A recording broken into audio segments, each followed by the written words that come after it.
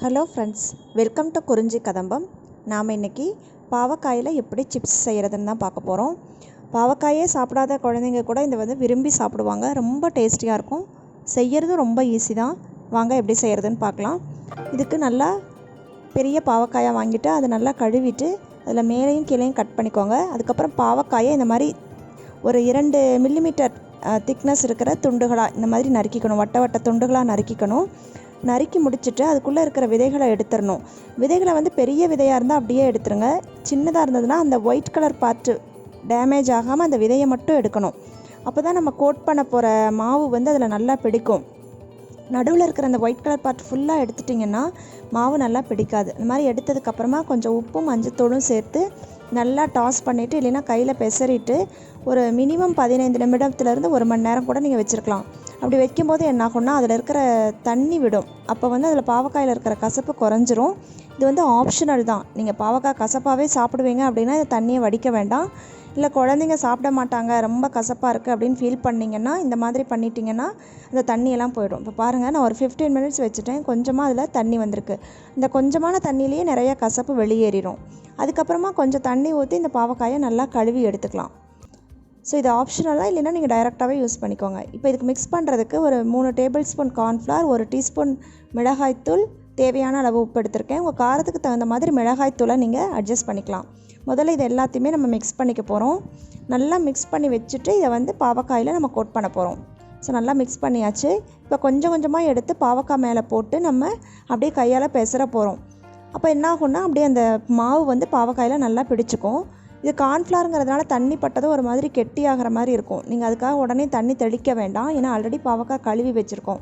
So லைட்டாக நீங்கள் இப்படி போட்டு பெசறிட்டே இருந்தீங்கன்னா அது கோட்டாக ஆரம்பிச்சிடும் அந்த தண்ணியில். ஸோ கொஞ்சம் கொஞ்சமாக போடுங்க. மொத்தமாக போட்டிங்கன்னா ஒரே இடத்துலையே அந்த மாவு பிடிச்சிக்கும். ஸோ இப்படி பெசறிட்டே இருக்கும்போது ஃபைனலாக ரொம்ப திக்காக இருக்குது நமக்கே தெரியும். இதுமேல் கொஞ்சம் கூட தண்ணியே இல்லை அப்படிங்கிற மாதிரி ஃபீல் பண்ணிங்கன்னா மட்டும் ஜஸ்ட்டு ஒரே ஒரு டீஸ்பூன் அளவு தண்ணி எடுத்து ஸ்ப்ரிங்கிள் பண்ணிக்கணும். பாருங்கள், நல்லா பிடிச்சிருக்கு. ஆனால் கொஞ்சம் திக்காக இருக்கிற மாதிரி ஃபீல் பண்ணுறீங்க அப்படின்னா மட்டும் லைட்டாக தண்ணி தெளித்து பெசரிக்கலாம். இல்லை உங்கள் மாவும் அந்த தண்ணியும் கரெக்டாக இருக்குதுன்னா நீங்கள் திருப்பியும் பெசரணுங்கிற அவசியம் இல்லை. லைட்டாக தண்ணி தெளித்து இந்த மாதிரி பெசரிக்குங்க. நிறையா தண்ணி தெளிச்சிங்கன்னா கூழ் மாதிரி ஆயிரும். அதுக்கப்புறம் எண்ணெய் நிறையா குடிக்க ஆரம்பிச்சிடும். ஸோ இதை ஒரு 5 மினிட்ஸ் வச்சுருந்துட்டு அப்புறமா நம்ம பொரிக்கலாம். ஸோ 5 மினிட்ஸ் ஆகிடுச்சு. எண்ணெய் நல்லா காஞ்சிருச்சு. காஞ்சதுக்கப்புறமா பாவக்காயை ஒரு பீஸாக எடுத்து போடுங்க. மொத்தமாக போடாதீங்க. அதே மாதிரி எண்ணெயில் ஓவர்லோடு பண்ணக்கூடாது. அளவாக போட்டுட்டு பொரிச்சு எடுக்கணும். அப்போ தான் டேஸ்ட்டாக இருக்கும். பாவக்காயும் கிறிஸ்பியாக வரும். ஸோ இது பார்த்திங்கன்னா இது குழம்பு, ரசம், தயிர் சாதம் எல்லாத்துக்குமே சூப்பராக இருக்கும். அதே மாதிரி இந்த கொள்ளு மசியல், பாசிப்பயிறு மசியல் அதுக்கு கூட இது சைட் டிஷ்ஷாக சாப்பிட்லாம். ரொம்ப நல்லாயிருக்கும். போட்டதும் பார்த்திங்கன்னா எவ்வளவு பபிள்ஸ் வருது இல்லையா? இந்த பபிள்ஸ் கம்ப்ளீட்டாக அடங்குற வரைக்கும் நம்ம பொரிச்சு எடுக்கணும்.